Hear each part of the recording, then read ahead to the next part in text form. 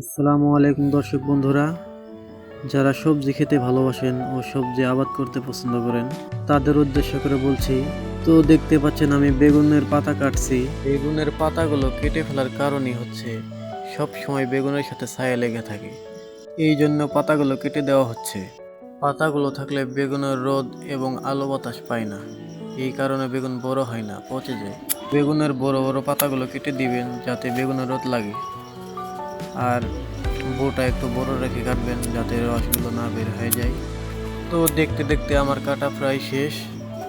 তো দেখতে পাচ্ছেন এখন গাছটা কত সুন্দর লাগতেছে। এখন বেগুন গাছের রোদ আলো বাতাস সবই লাগবে, আর বেগুন পচবে না, বেগুন তাড়াতাড়ি বড় হয়ে যাবে। আমি আপনাদেরকে বেগুন গাছটি একটু ঘুরিয়ে ঘুরিয়ে দেখাই, আর আমার বেগুন টালটাও আপনাদেরকে ঘুরিয়ে ঘুরিয়ে দেখাচ্ছি। তো দেখতে থাকেন সবাই।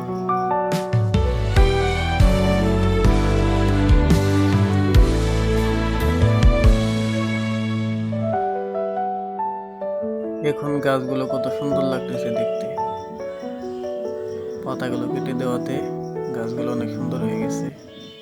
এখন আলো বাতাস পাবে আর বেগুন পচবে না। আর এরকম ভিডিও পেতে আমার ফেসবুক পেজ এবং ইউটিউব চ্যানেল বাঘের বাচ্চা 007 ফলো করে রাখবেন। সবাই ভালো থাকবেন, ধন্যবাদ।